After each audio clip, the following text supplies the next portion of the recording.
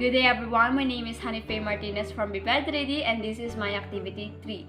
So the topic of my lesson plan, I chose the Philippine traditional dance and the subtopic is Cariñosa dance. So the length of period, my estimated time is 2 hours and 30 minutes and because of course I have a lot of chika that needs to discuss. For their objectives, at the end of the lesson, students will be able to first define what is Cariñosa dance. Second, know the history of Cariñosa.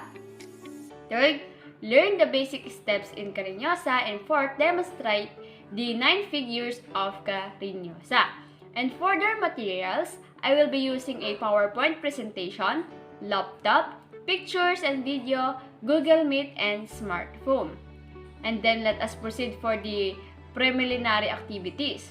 So I will request everyone to sit properly and I will call someone to lead the prayer. Next is, of course, I will greet my students a good morning or good afternoon. Next is checking of attendance. So the students will kindly raise their hand and say present once I call their name. Next is virtual class management. Before I will actually start the class, I will give a few minutes to fix themselves and find a comfortable place for them to focus on our discussion. And also I will tell them to make sure that their smartphone, laptop, and interconnection is working well. And then, if they are settled, I will remind them the rules that I have set in our virtual classroom. And if the rules are clear for everybody, I will proceed for the motivation. To start our lesson, I prepared an activity and this game is what we call Guess the Picture.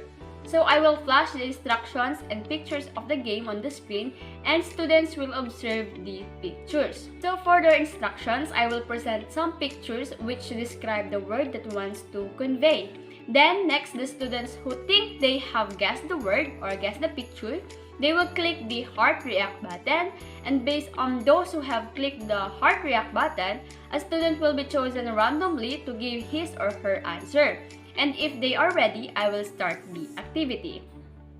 After our activity, since they already have an idea of our topic, we will proceed for the discussion. And that is the lesson proper. I will define what is Cariñosa dance and history of it. And then, I will ask students based on their own understanding what is Cariñosa dance.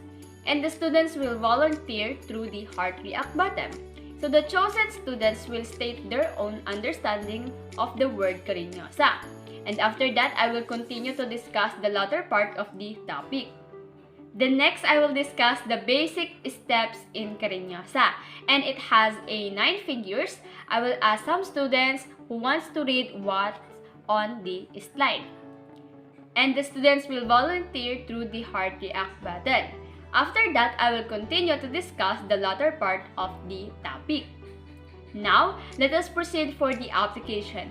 For them to get a better idea on how to perform the Cariñosa dance, we will watch a video. So I will show a YouTube video on the screen and the students will carefully watch the video. Next, we will be having another activity called Dance Me. All they have to do is to interpret and demonstrate the 9 figures. So I will flash the figures on the screen. And if they are ready, we will start the activity. So I will flash every figure on the screen and the students will demonstrate each of the figures. Let us proceed for the generalization. I will give them a feedback about their activity, which is what we call Dance Me, and the students will listen to the feedback of the teacher. And then, I will ask what is Cariñosa dance, what are the props and costume used in Cariñosa, and what are the 9 figures. And the students will volunteer through the heart react button and the chosen students will answer the provided questions. After that is the evaluation. So the students must perform the Cariñosa dance as part of their activity. They will follow the figures that correspond to their gender and they can invite their family member or friend to join them in the dance. And I will ask them if they understand the activity. Then I will proceed to their assignment. So for their assignment, they will research and look into the Cariñosa preferred costumes. And the deadline of their assignment will be next week. If they don't have any questions, I will dismiss the class. For the analytic rubric for evaluation for their criteria, 5 points for excellent, 4 points for good, 3 points for satisfactory, and 2 points for need an improvement. So number 1 in analytic rubric is execution. For the 5 points, the student is capable of consistently demonstrating proper movement, execution, and use of proper form. For 4 points, the student is capable of demonstrating average movement execution and using proper form the majority of the time.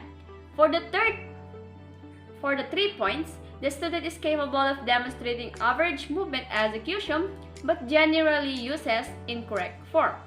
For the 2 points, the student is incapability to properly demonstrate movements or use improper form or posture. Why execution? Since this is a performance-based task in which they will dance the Cariñosa, the execution is necessary to see if they are correct in executing the 9 figures, as well as if the posture and alignment of the dance is correct. Next is mastery. For the 5 points, the student has mastered the dance. For the 4 points, the student had mastered 60% of the dance. For the 3 points, the students had mastered the 30% of the dance, and 2 points for the students which is unfamiliar with the dance. Why mastery? Dance mastery is important because it can be seen here if they are truly learned each of the Cariñosa figures. In dancing, you can stop executing each step or your performance won't be good. So the rubrics include mastery to indicate whether or not they have mastered each figure.